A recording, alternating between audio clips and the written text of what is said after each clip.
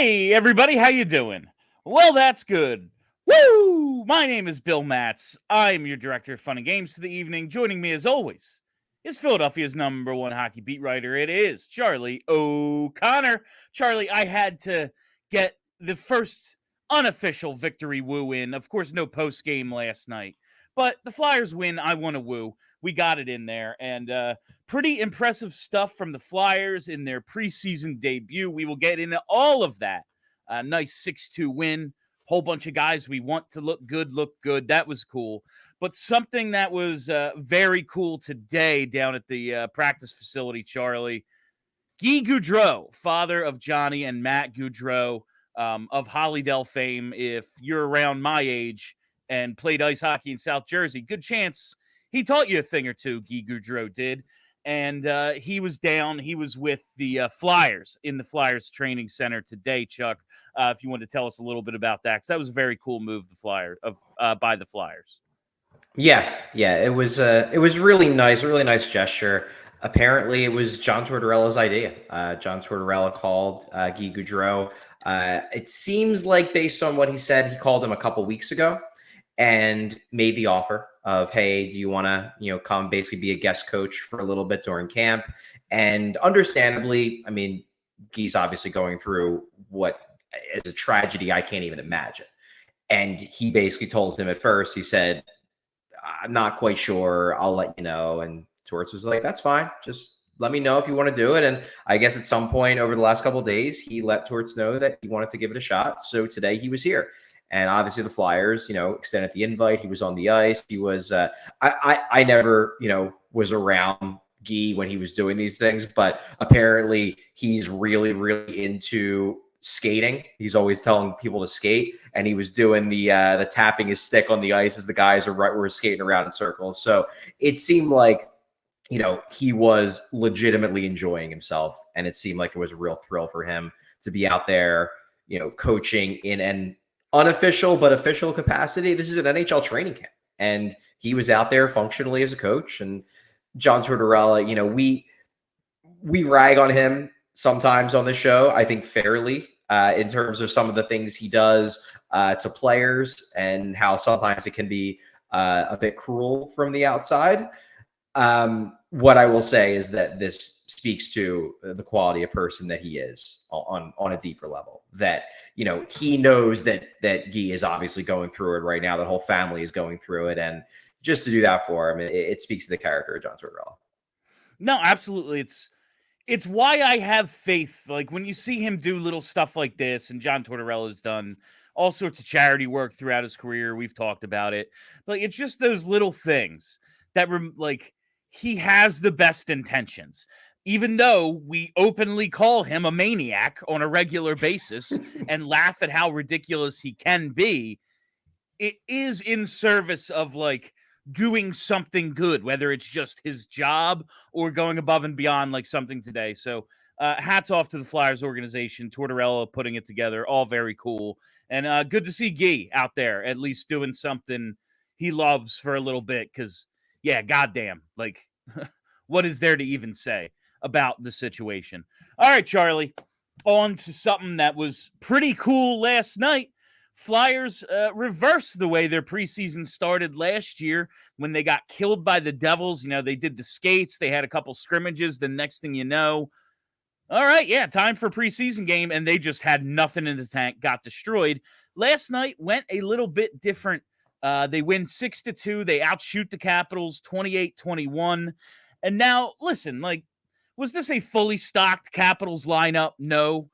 If you took a shot every time the announcers mentioned the Hershey Bears, you would have been plastered. But the Flyers did do what they should have done, right?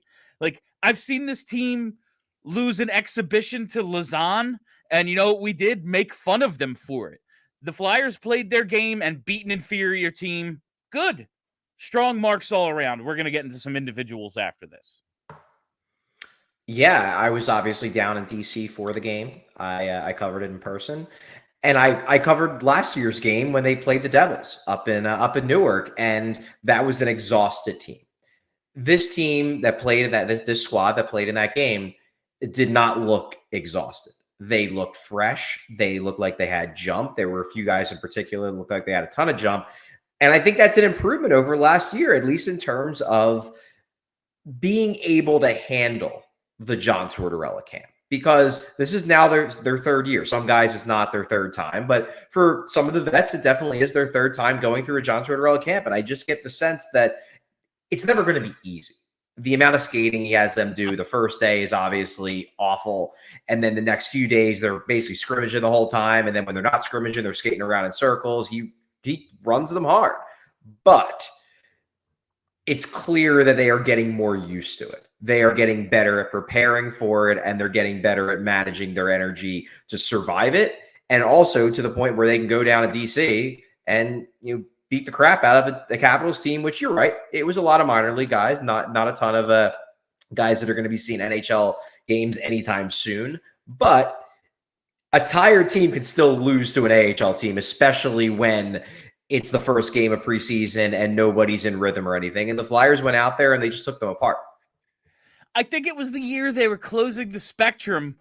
The Phantoms beat the Flyers in like a head-to-head game.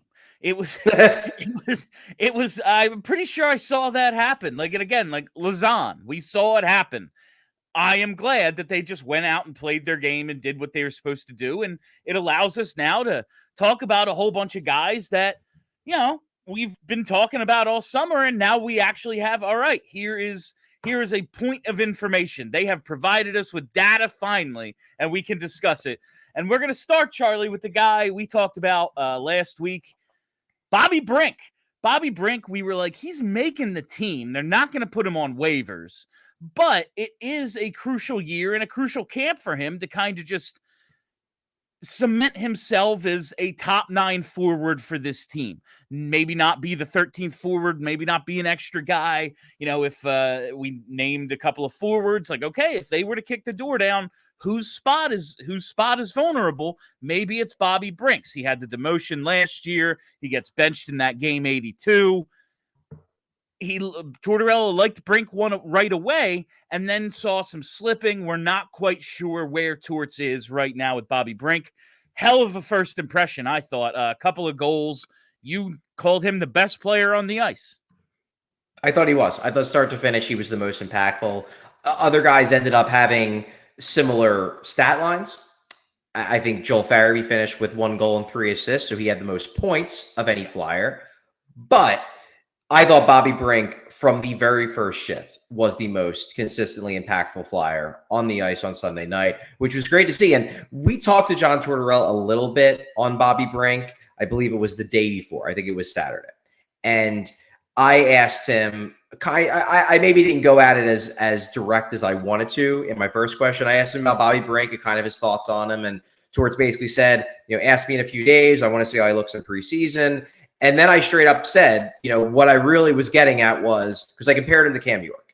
Is he where Cam York was at going into last year's camp? And I don't think he quite understood what I was getting at. But then I went back with a second question. I said, really what I was getting at was, at the start of last year's camp, you said about Cam York, you don't know if he's a full-time NHL player yet. And then obviously Cam York last season very much proved that he was an NHL player. And I asked, is that where you see Bobby? And Torres basically was just like, yes, that is where I see Bobby. So he's coming into this camp with the belief that Bobby Brink needs to prove that he should be in the lineup for 82 games or however many games he's going to play if he's injured or whatever. And I felt like for this game, the very first preseason game, he could not have made a better first impression. He looked fantastic. And that was absolutely what I saw last night was a guy who was all over the place. He looked great. Again, scored the goals. And yeah, for a guy who has something to prove, that's tremendous. And I think it's another, like we said when we talked about Brink last Thursday or whatever it was, like he's clearly too good for the AHL. When he was playing hurt his first year, he still put up good numbers. He gets demoted last year, 13 points in 13 games, and against a young guy prospect, some NHLers. It's not as if there were no NHLers out there, but depth guys and the Hershey Bears, basically, he was the best player on the ice. I think that tells you, like, okay, maybe he's not a full-time NHLer, but he has to be, because there's nothing else for him to do at this lower level. Like, the NHL is where he has to now make or break it for himself. It's obvious when there's lesser talent out there, he can take advantage of it. And that's what it did last night. And now it's just got to carry over to when he plays some more NHLers. Charlie, what does it say about Bobby Brink that he's playing again tonight? One of only, I think, 2 guys in both lineups. It's interesting, and that jumped out at me as well, because it was a little odd. Like, the 2 guys who are playing both games, because the Flyers will be playing up in Montreal tonight, I believe at 7 p.m. I'm not covering that game in person, but apparently there's going to be a stream on the Philadelphia Flyers website. So if you want to watch it there, feel free. Hopefully it's of decent quality. I guess we'll find out. The 2 guys who are playing in both games are Bobby Brink and Olle Lycksell. Now, Lycksell makes sense to me. He's very much on the bubble. He's 25 years old. He's no longer waiver exempt. If he's going to make the team out of camp, this is going to be when he does it. He needs to get every opportunity possible for them to get as much information possible to make the decision as to whether, do we want to keep him as the 13th or the 14th forward? Do we want to risk sending him through waivers because he's just not that important to us? That makes sense. Brink, on the other hand, was surprising, because not only in our minds is he a lock to at least make the team, but he also had a fantastic game last night. Here's what I think it was, because I specifically asked John Tortorella what the thinking was. He mentioned that Garnet Hathaway was supposed to play in this game. And the reason why he's not is because Garnet Hathaway's wife is like in that weird spot where like she might go into labor at any time, but she's not quite in labor yet. And they don't want him to be up in Montreal when they find out that she has to get rushed to the hospital. So he's staying local primarily. Like, he'll probably get in Thursday's game because it's local, and they could always pull him out of the lineup if they have to. But I don't think they want him in Montreal in case like he's going to miss the birth of his kid. So I wouldn't be surprised if Brink is the replacement for Hathaway. And also there's an element too where I bet the Flyers are intrigued. They saw a really good performance by Brink last night. You have an opportunity to find something else about a guy. Why not throw him back out there and see what he can do? I think that's where they're at.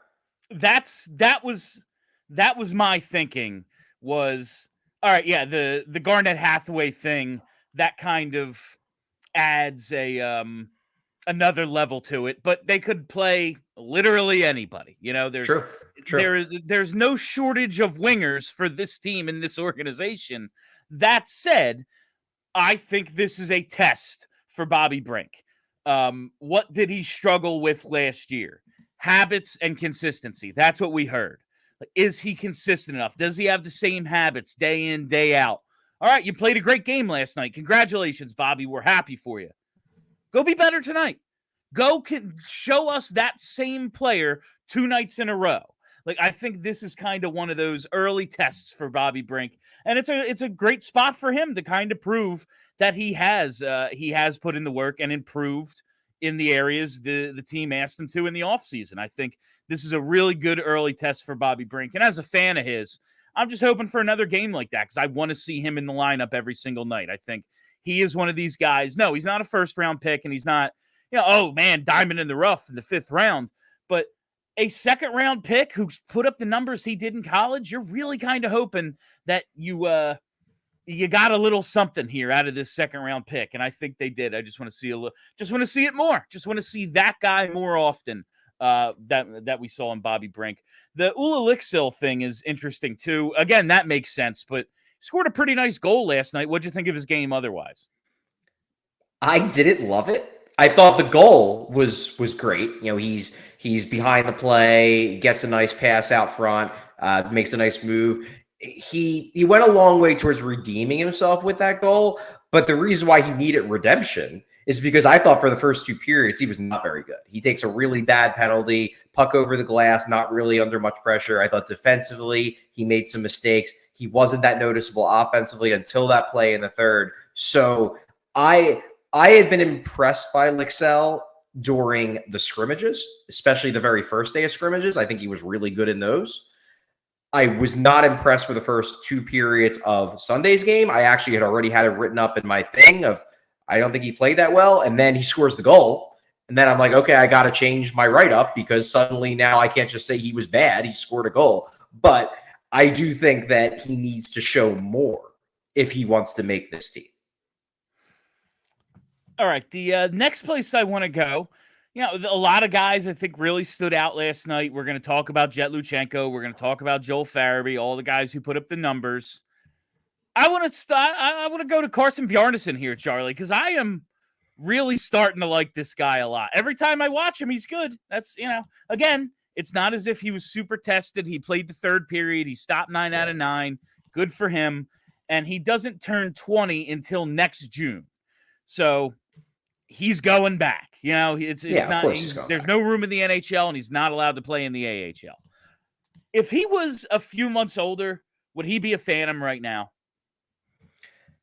I don't know, because I do think there is part of them that they definitely want to see him make a push for Team Canada. I guess in theory for the World Juniors, I guess in theory he could go to the AHL and still be let go for Team Canada. But there's an element too where I think they do want. I don't think they want to put too much on this guy. Also, he wasn't very good last year. And that's not even talking about the fact that his numbers weren't very good. Everyone I've talked to has told me he was wildly inconsistent. That, yes, he didn't have a ton of support. The Brandon Wheat Kings team in front of him was not very good, but he gave up a lot of weak goals. There would be some nights where he just wouldn't have. Some nights he would be great. He would be on. Some nights he just didn't have it. And the guy I saw in development camp very much looked like that guy, where there were some days where he just couldn't stop a beach ball. It seemed like, and again, maybe this is just a hot streak. I don't know.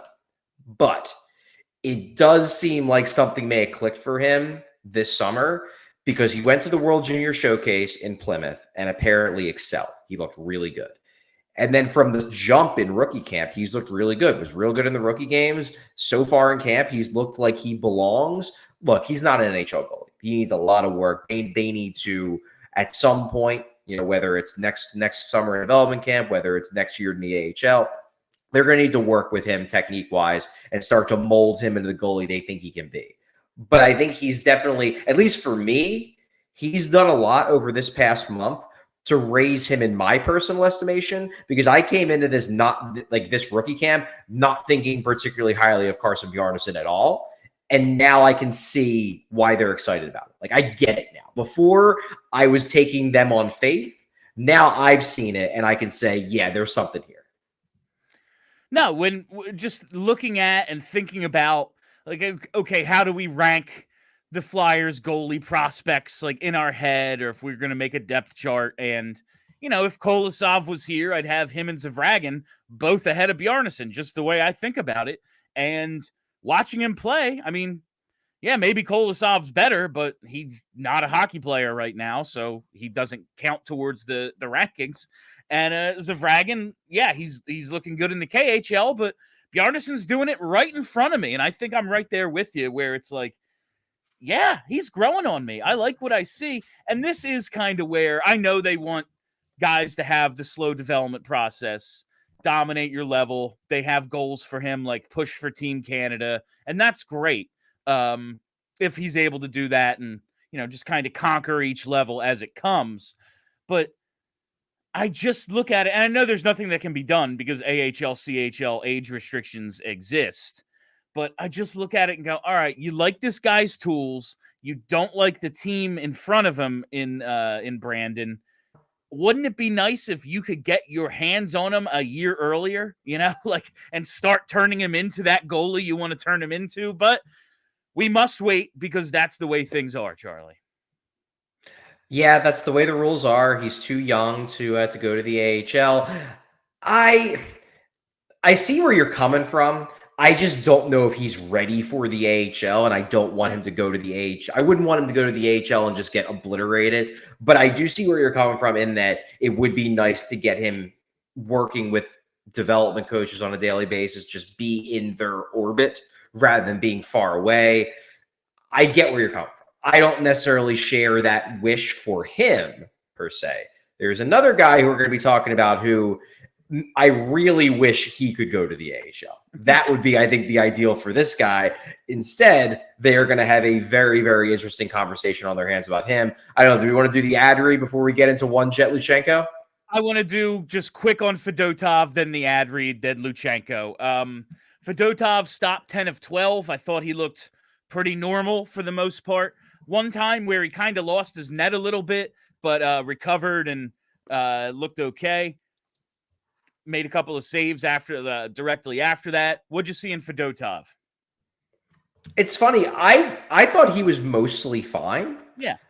I would say, that said, I talked to people who watched on television. It doesn't seem like you share this opinion. A lot of the people who watched on television did not come away impressed with Fedotov. That a lot of people seem to think that, like, he just doesn't look good. Even when he's making the saves, he doesn't look comfortable. He doesn't look technically sound. I don't know if a 6'7" goalie is ever going to make it look pretty, though. But it's kind of one of those things where I guess we're going to find out when the games are real, you know? No, and that's what this year's about. It is, like you put in your state of the franchise, this is a fact-finding mission this season, and finding out about the two goalies, Fedotov being one of them, is a huge part of this season. And I thought, yeah, like, impressed? I don't know. I don't know. I just thought he looked mostly fine. Like you said, I don't know if I was impressed, but he stopped all the shots I wanted him to stop. He's gonna look awkward because he's 6'7". Like, I don't know how smooth he's ever gonna look. But I thought he was completely fine. If he plays like that as the backup this year, I bet you he's okay. That's just kind of where I was with my assessment of Ivan Fedotov. Now, it's only preseason, Charlie, but we still have our opinions. There's still some people fired up for the season coming, and that's why sometimes we just need to chill. And the best way to chill, it's with that ice-cold Coors Light. Between work, social media, the choices life throws our way, the world, it's no wonder we're more worked up than ever. Coors Light celebrates rising above and choosing a chill mindset.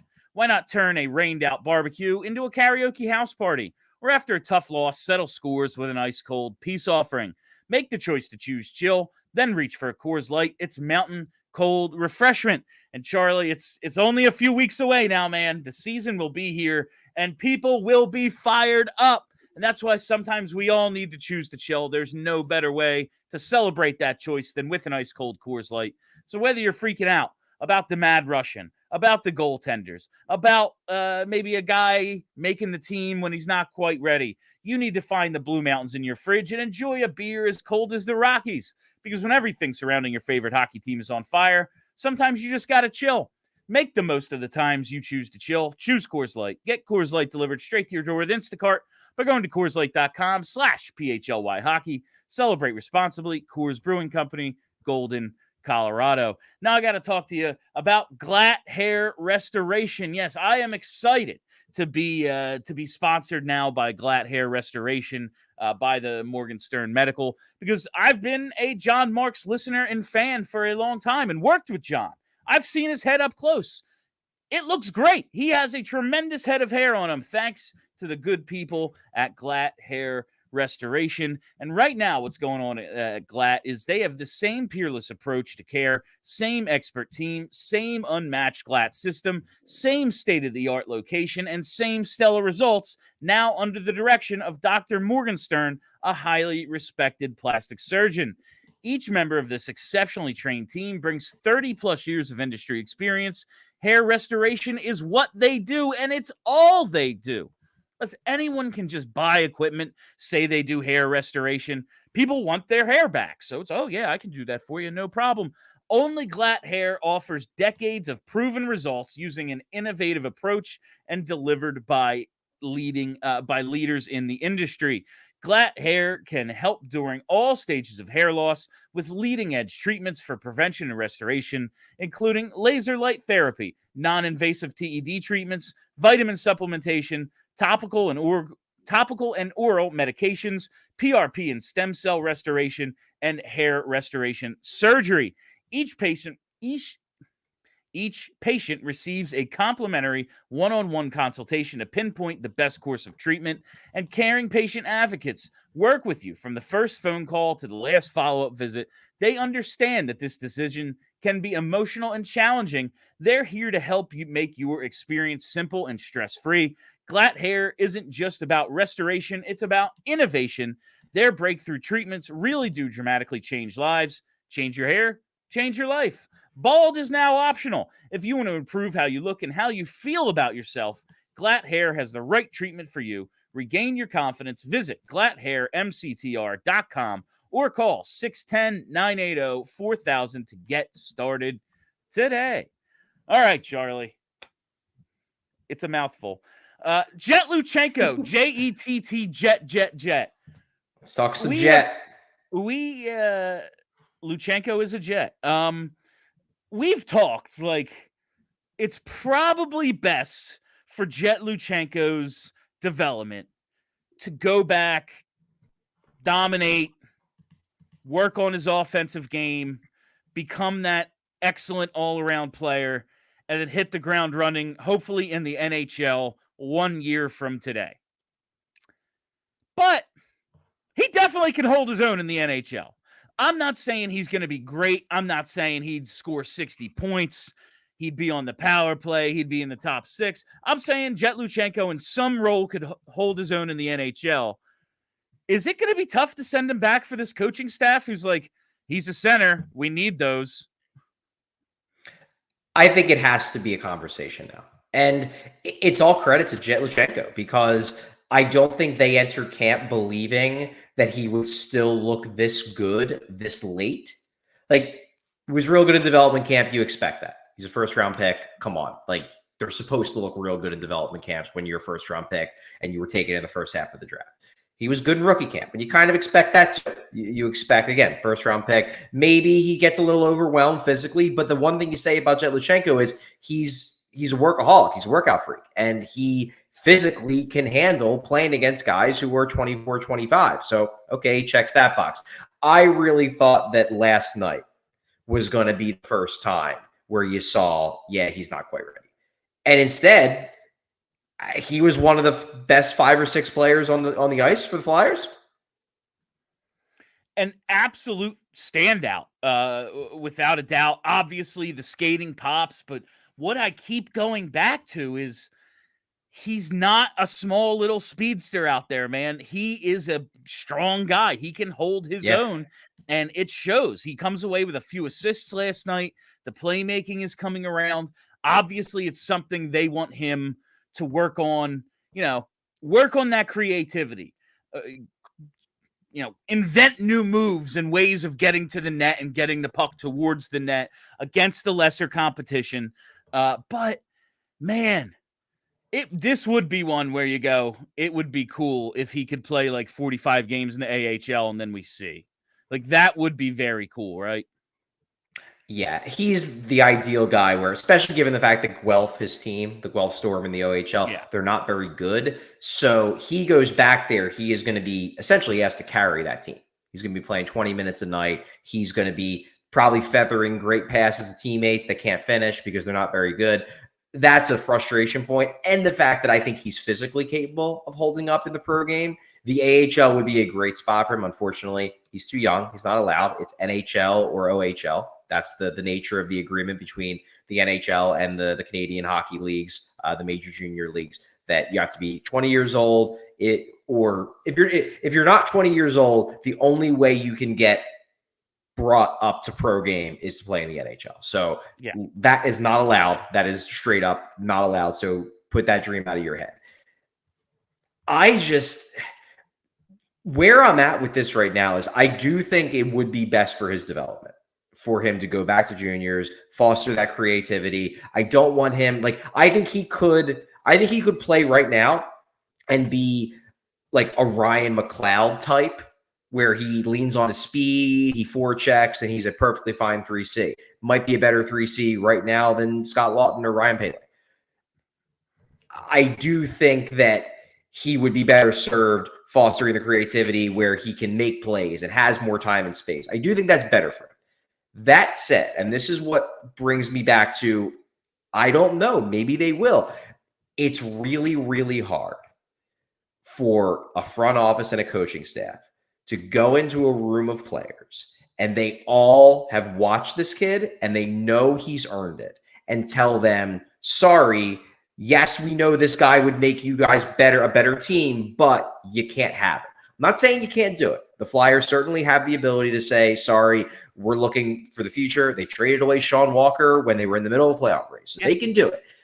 But it's hard. It's hard to do. And John Tortorella, if Luchanko plays this well for another 2 weeks, John Tortorella is going to be in that room saying, this guy might be the second best center I have on this team, let alone the third. I need him on this team. Like, you coach me to win, and we will win more games if this version of Jett Luchanko is in our lineup, at the very least for a couple weeks. I think it's going to be an interesting conversation because while the Flyers are certainly still rebuilding and they are looking towards the future, there are times where you can't lie to the players and you can't say, no, he's actually not ready.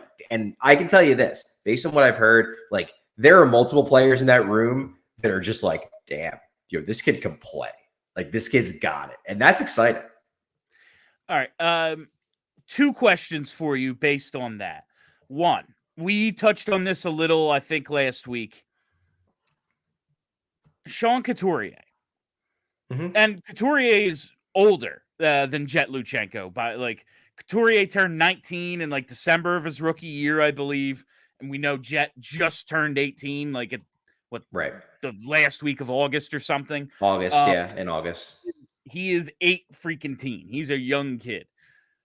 But do you think Sean Couturier's development, because it took a while for him to become the player he ultimately became with scoring and Selke level defense, putting it all together, do you think Sean Couturier's development was, if not hampered, at least slowed by him playing at such a young age and being put into such a specific role at such a young age? Honestly, yes. And I want to clarify. I don't think that Couturier would have become a better player eventually if he would have been sent back to the minors or back to juniors, instead of making that team right off the, right out of his draft year. I think he was going to become what he was going to become, which is, and we'll see what version of him we get this year. But Pete Couturier was a near point per game, Selke level 1C. I think that was always going to be Couturier's ceiling. I don't think they missed out on 100-point Couturier because they kept him, and that was wrong. However, I do have a suspicion that he might have gotten to that point faster if they would have let him focus on the creative side of his offensive game rather than throwing him into a 3C, 4C role right from the jump. Because I just think that he started to develop habits of not making the creative play, instead making the safe play, because he's playing with Zach Rinaldo and Matt Reed. And it's well, if I make the creative play, they're not going to probably finish it anyway, so I might as well just play it safe. And I do think that had he been pushed quicker in a direction of, no, make the creative play, make the skill play, I think that breakout that happened, age 25 for him, the big offensive breakout, that maybe happens at 22 or 23. And that's kind of where I'm coming from with Luchanko, because I could easily see Luchanko doing the same thing, where he makes the NHL and he just gets in the habit of not making the difficult play, making the easy one. And it's especially important for me with Luchanko because I watched his tape from last year. I scouted this guy, not as a professional scout, but I'm not coming into this blind. And the thing that worried me about him, why I didn't have him in my top tier with all those other guys that were in the, that 2 to 13 range, why he was one tier below that for me, was because the skill, the passing creativity, you could see it, but it wasn't consistent enough. And compare him to, say, Michkov, okay? I'm not worried that Michkov will play safe in the NHL because his skill game is developed. He's going to try to make those plays because that is part and parcel of who he is, and that is ingrained in his head to try to make skill plays because I can do it. I don't think Luchanko is at a point with his confidence where he knows he's going to be able to make those plays yet. I think he can get there, but I feel like if you throw him in the NHL right now, I worry that he may just plateau. And he may just be well, I can do this and I'm an NHLer, so I'll just keep doing this because it must be good enough. And then maybe you're missing out on some of that offensive creativity that he could develop if you put him in a place where he has time and space. he has the ability to, like, rather than just make the chip, he can make a guy miss and then make a high danger pass across the slot that in the NHL, he wouldn't even have the opportunity to try to make because the defenseman is just on you. They're bigger and faster and quicker, and there's just less time out there to make plays. I'd like to give him more time to get comfortable making those plays, and I think that's more likely to happen at the junior level than it will be in the NHL. I begrudgingly agree.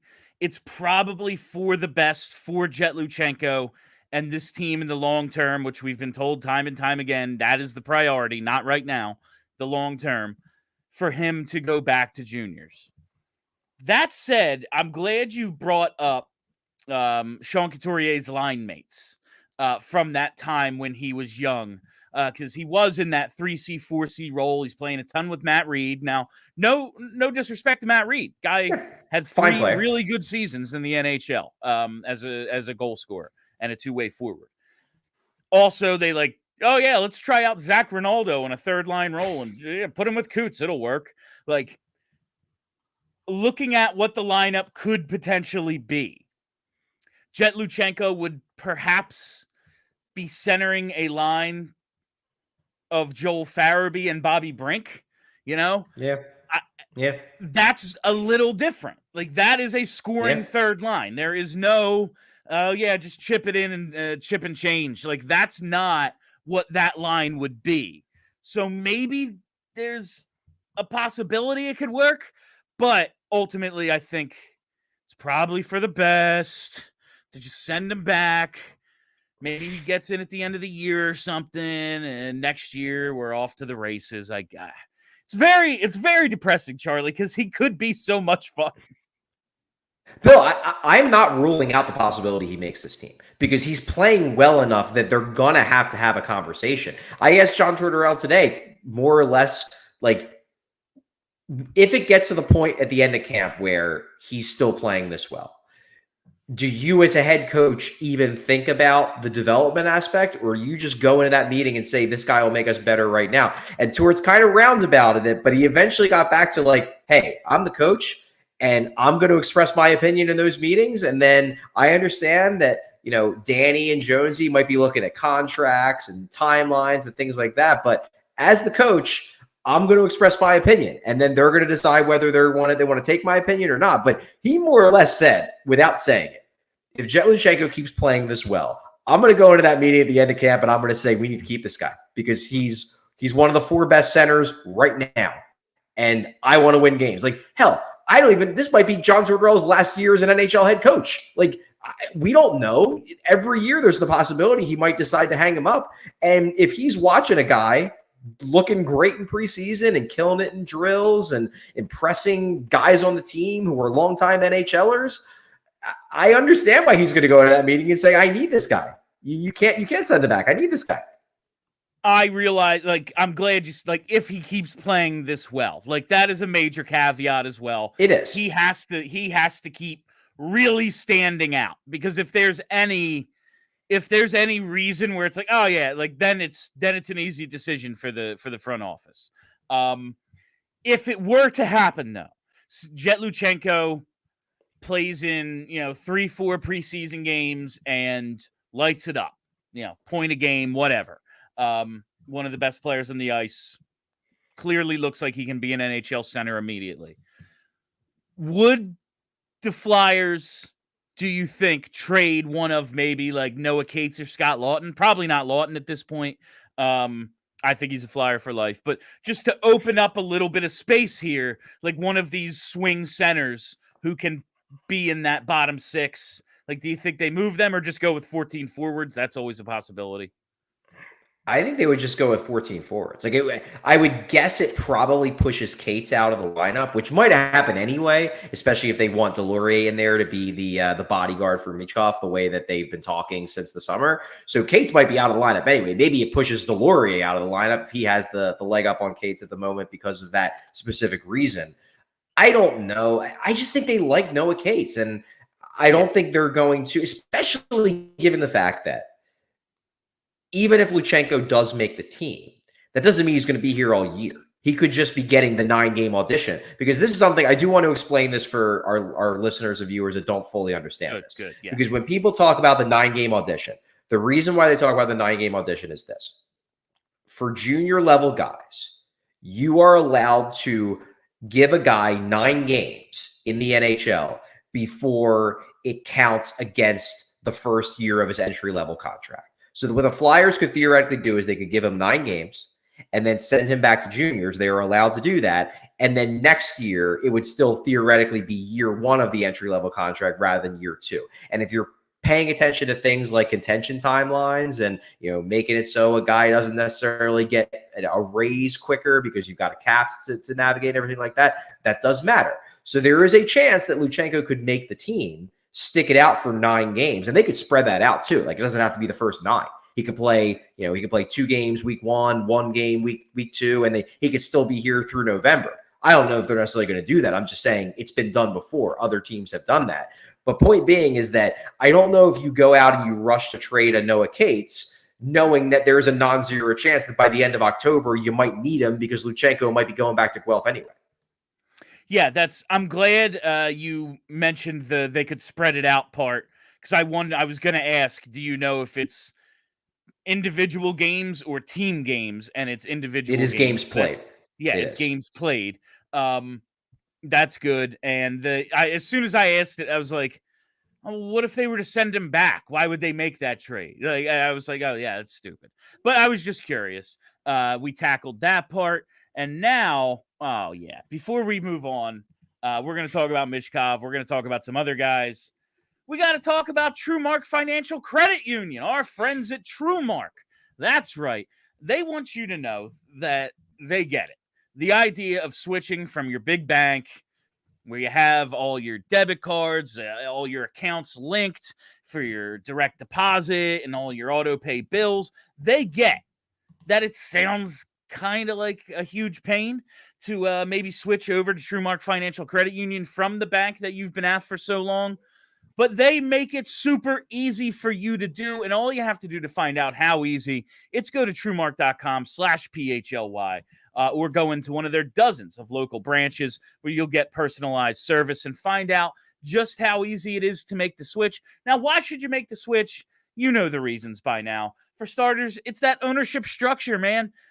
Banks, typically for-profit institution owned by shareholders, they operate with the primary goal of generating profits for those shareholders, while as credit unions like TrueMark Financial, they are not-for-profit financial co-ops owned by their members. And if you live or work in Bucks, Chester, Delaware, Montgomery, or Philadelphia counties, you're eligible to join. And member benefits include the great rates, the lower fees, and that personalized service.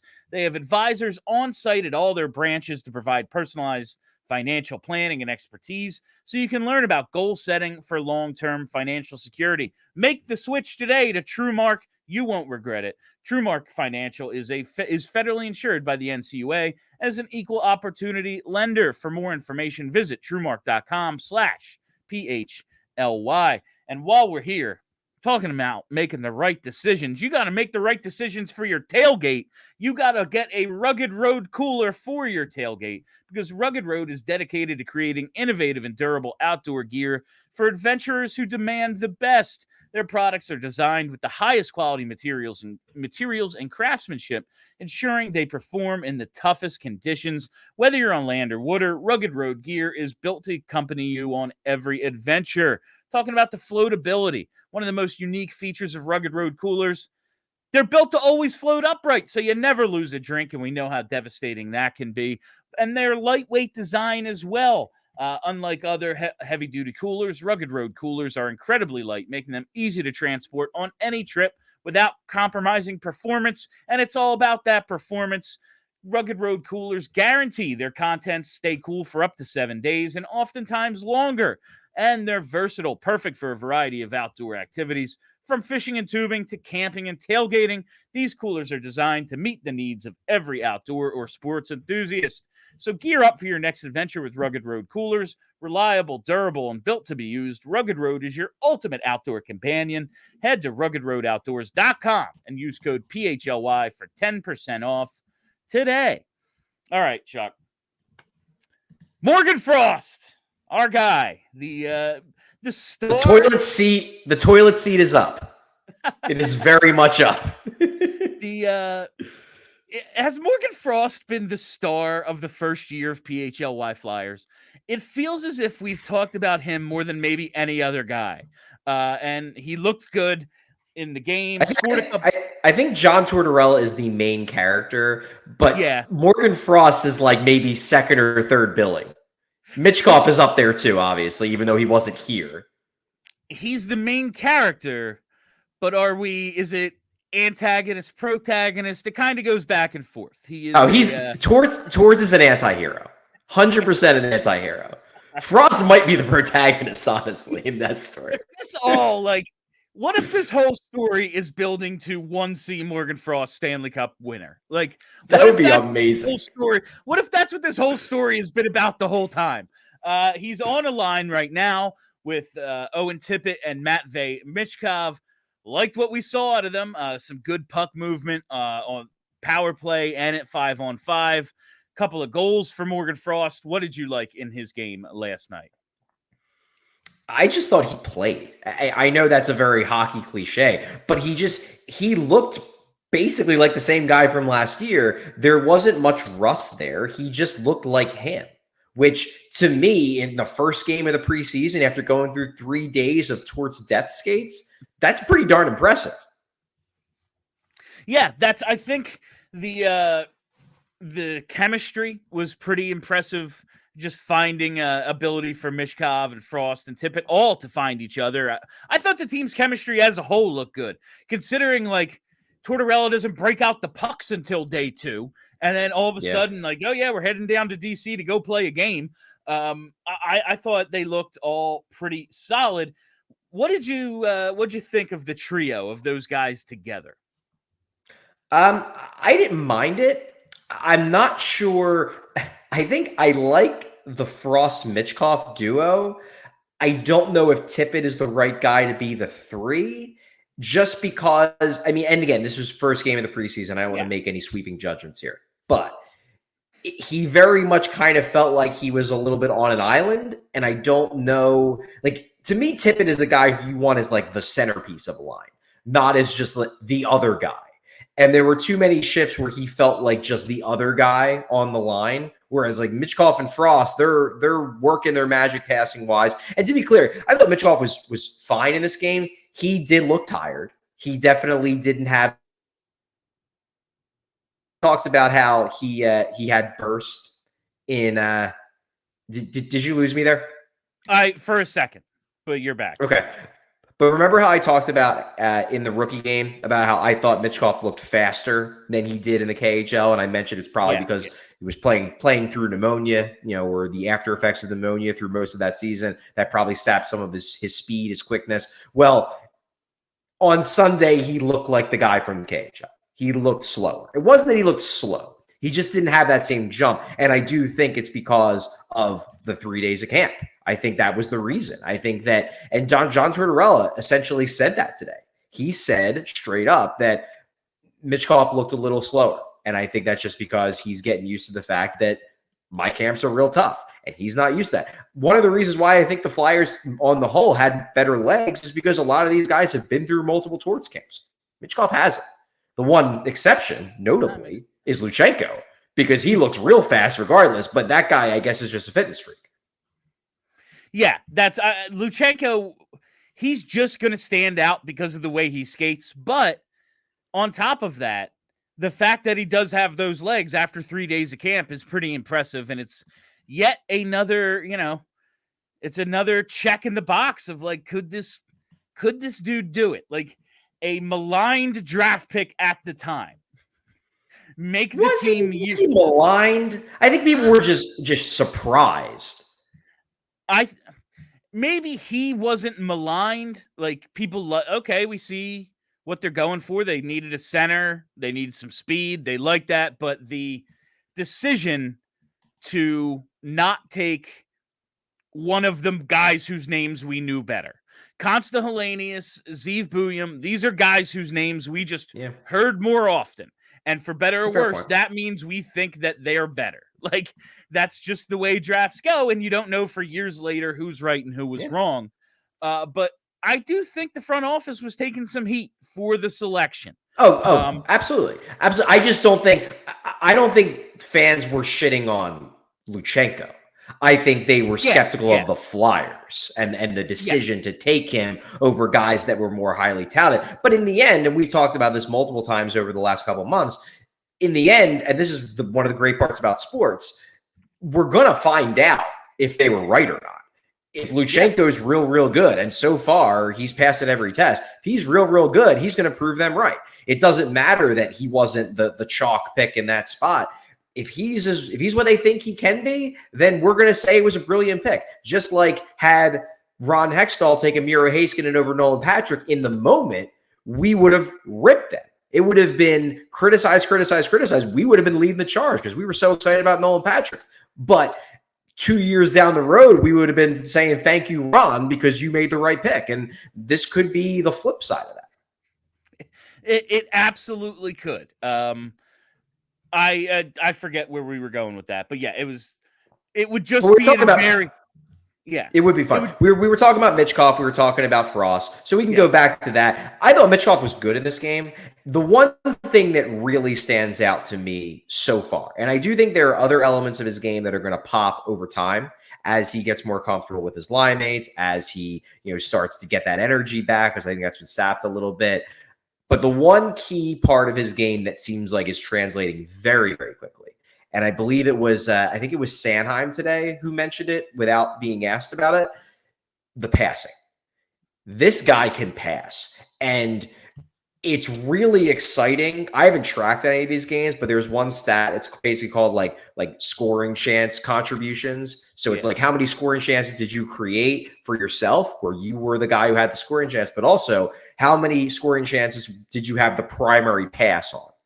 He is setting up so many scoring chances because he's not passing the puck around the perimeter. He's passing the puck into the slot and into dangerous areas. You saw it with that one goal later in the game on the power play, where he basically threads a pass through a checker to Farabee in the bumper, and then that sends the entire penalty kill into a state of chaos because you shouldn't be able to make that pass. He makes it, and then suddenly everybody's panicking because a guy has the puck in a dangerous area.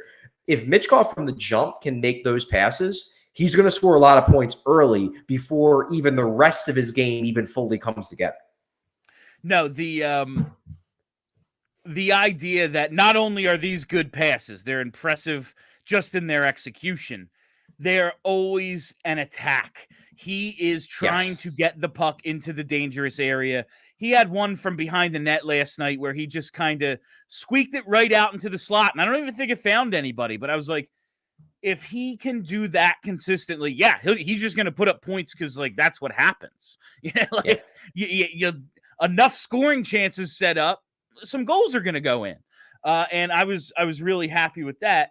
Speaking of a pass from down low into the bumper, though, Bumper Farabee on the power play, Charlie, 4 points. He had that power play goal, picked up 3 more assists. Farabee's a guy, obviously he was going to make the team. Like, that was, he's a Flyer. But there were the trade talks, the idea that maybe he would be the odd man out because there's not an obvious spot for him in the top 6 right now. What his role might be, I tackled it a little bit in my video, the 3 stars video that we put out on social media. Like, is he on that third line? Is it like him and Brink with, who knows, Laughton, Paling, Cates, like, not maybe Luchanko, who's to say? Luchanko. Yeah, it's just like a very weird spot for Joel Farabee right now where he's trying, at least in my eyes, to establish a role for himself. Like, what does Joel Farabee do for this team? It's XYZ. I like him in that bumper spot on the power play. That's a cool thing. I do. I think he's the kind of guy where I think everyone has just forgotten.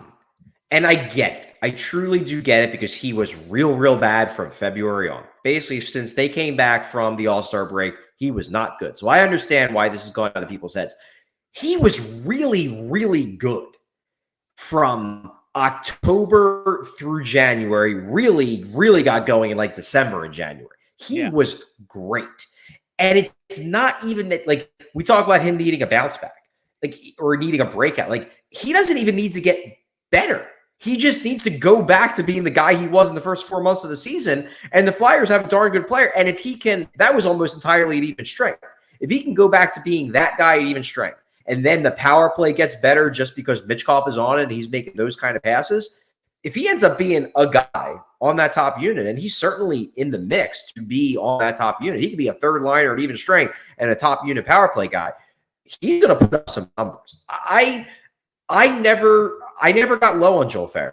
Even though he had a real bad finish of the year, I still believe in Joel Farabee as a player. I don't even think it's crazy, and I don't think he's going to get the first look at this. I don't even think it's necessarily crazy to think that he could end up on a line with Michkov. Like, if it's Frost Michkov, like, I like Farabee more as the left wing on that line than I do Tippett.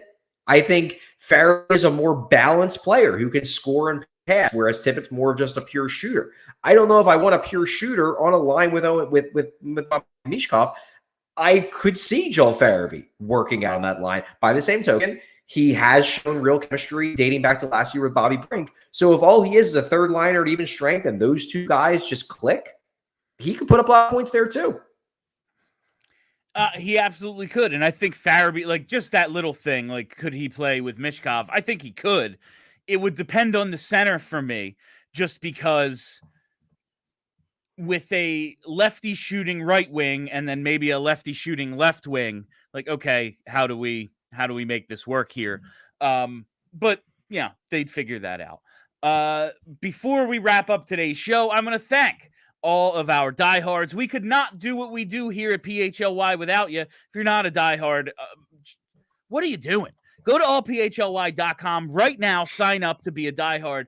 The amount of content Charlie is pumping out, I made a thread of it today. All of the preseason stuff that we've done going back to rookie camp. And it's like 20 tweets long. It's ridiculous. You want to be a diehard to get all of our premium content and so many other benefits. All right, Chuck, before we get to the super chats, is there anyone else who stood out to you last night that we didn't tackle yet? I kind of nailed everybody. I mean, we talked about goaltending, we talked about Farabee, we talked about Frost. I think we pretty much nailed everybody. All right, let's hit the super chats. I think we have 2 so far. This first one is from Adam S. What was up with Tippett out there last night? He looked invisible. Sorry if you've already covered it. I'm a little behind the live stream. And yeah, Charlie talked about this. He did have the nice setup on the Farabee goal. It was him down low, right? I think it's like Charlie said. You have two guys in Michkov and Frost who dominate the puck. They are guys who have the puck on their stick a lot, and there's only one of them. There will be nights maybe if the three of them stay together. Tippett was just outstanding, and where the hell was Michkov, you know? That could happen as well. Last night, I think it was just kind of three guys who all need the puck. There's only one. Yeah, and there's also something to remember as well. And it maybe kind of got lost a little bit because most of the big name guys out there played really well in that preseason game. This is preseason.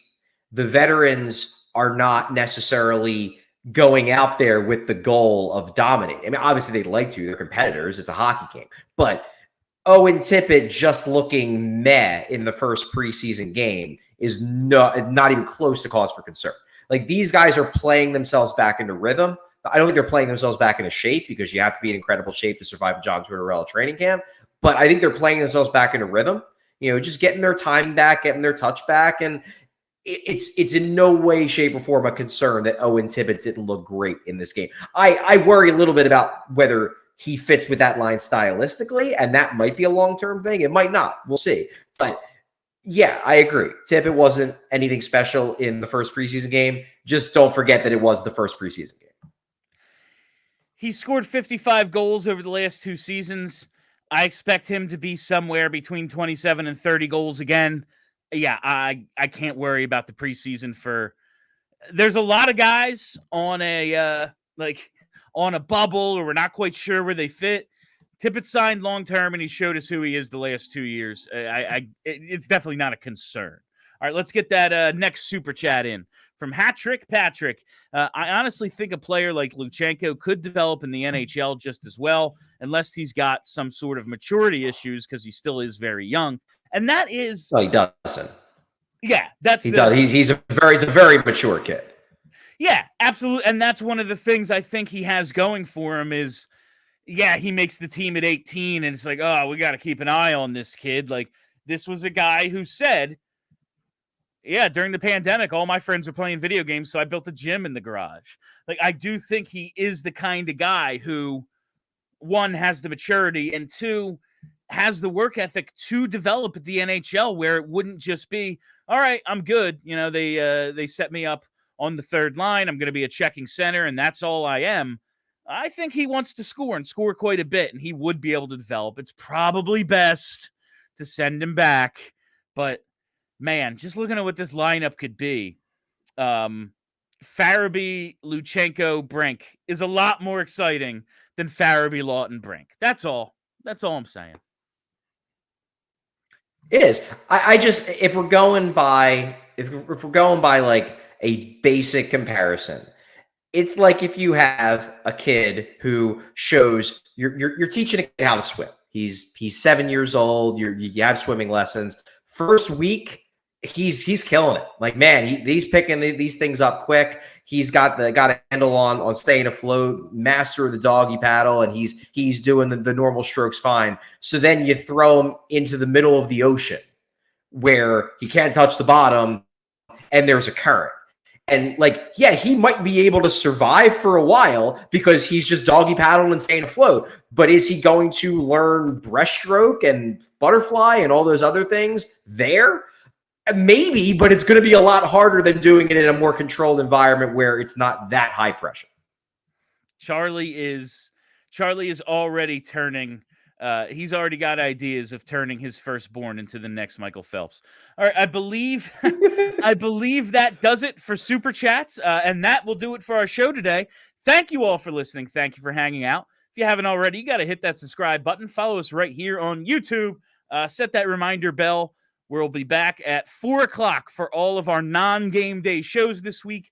We will have post games for the games on Thursday and Saturday this week. So make sure you tune in for those pregame and postgame this year. So make sure you tune in for all of that. Follow us on Twitter at PHLY_Flyers and follow the podcast as well. Just search PHLY Flyers wherever you get your podcast. All right. My name's Bill Matz. That's Charlie O'Connor. Until tomorrow, you stay loose and sexy, Philly.